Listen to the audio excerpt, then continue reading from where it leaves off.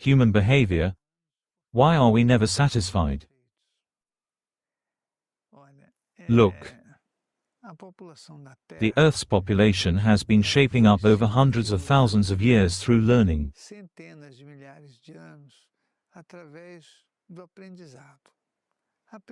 Material learning basically, because the spiritual part has always been mystified.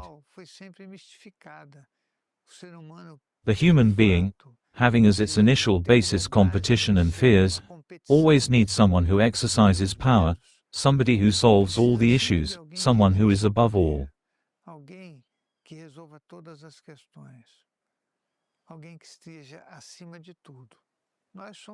We are like this, it is our life path.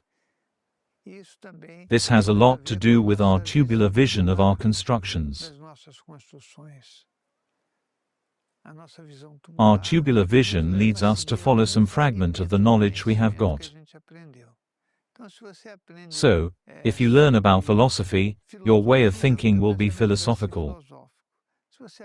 If you learn about music, your knowledge and point of view will be musical.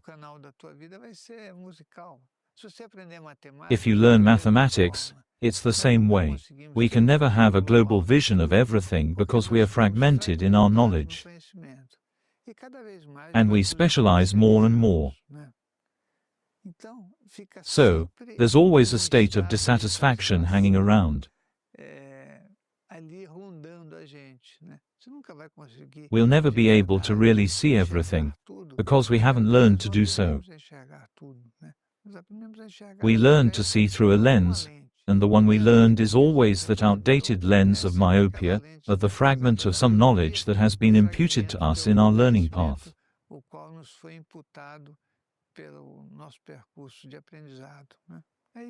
That's what we are. I always see that when you approach something, in this case, as a psychoanalyst, if you approach psychoanalysis, you'll certainly follow all the parameters that have been taught through psychoanalysis.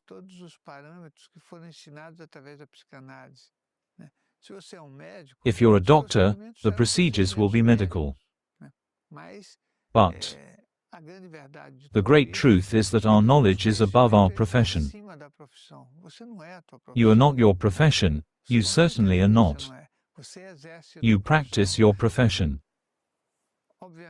We can obviously go much further than that, and to go beyond that, we have to overcome the barrier of the emotional knowledge, the knowledge that's simply reactive, the logical sequence of our emotions, and move to the knowledge of feeling, where your perception is much greater than simply the repetitions we learn at school.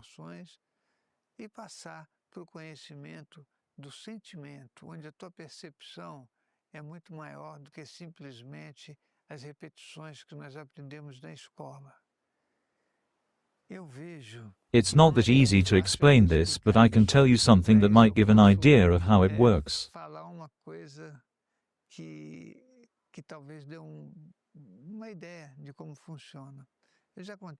Some time ago I told the story of the tap, the story of the podiatrist, several ones that show that what we do is not about feelings, but about emotions.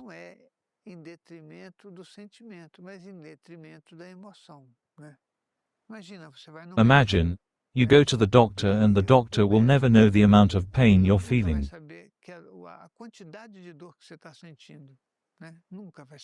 He'll never know. He can imagine, but he doesn't know. But he can infer it, can't he? When he examines you, he says, "You must have a stomachache." All right, that's the emotional part. The feeling part is the pain you feel and the extent of it that you can't pass on to others in words. There are no conditions. Because that's feeling. Feeling is the broadest way of understanding everything around us. As we're still in the region of emotional understanding, it's obvious that we are always dissatisfied with our lives, dissatisfied with the people who are close to us, dissatisfied with our work, dissatisfied with religion. We don't get answers in places where they don't exist. The answers we seek we never find outside ourselves, we find them inside ourselves. It's important to understand this because if someone wants to make a journey of knowledge, they need to do what I say. We learn by walking, don't we? We learn. We learn the way by walking. That's it.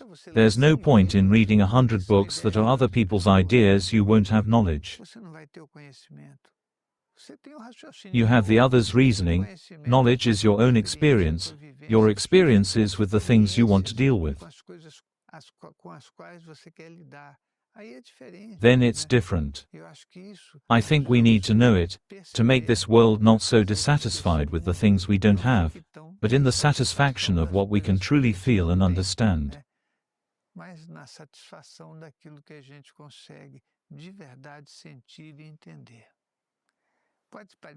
It may seem that I am a little philosophical, but I'm not philosophical. If you think and listen to this video that I'm recording here a few times, I think you'll understand.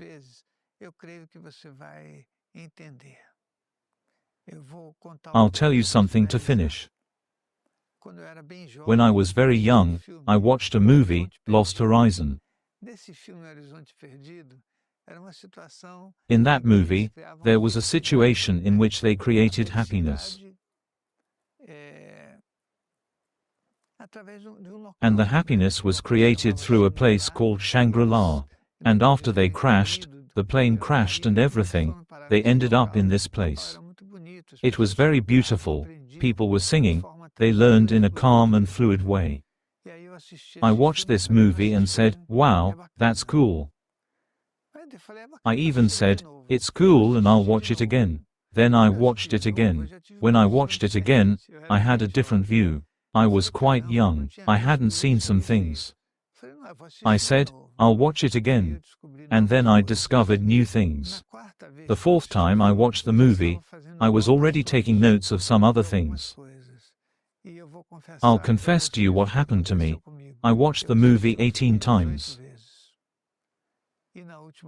The last time I thought, if I watch it one more time, I'll discover new things that I hadn't seen, because we watch it with emotion, not with feeling. The greatest lesson of having watched this movie was that I came to this conclusion. We see things and jump to conclusions even when we think we've understood everything.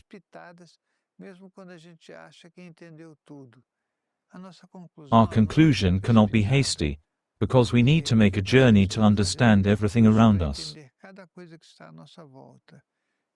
Then we begin to have a mature perception, and get rid of that emotional reactivity that hinders us so much. And to finish, be sure to watch the movie Lost Horizon. Não deixe de assistir o filme Horizonte Perdido. Would you like to participate in a work of energy giving from afar that is benefiting thousands of people? Click on the link below for more information.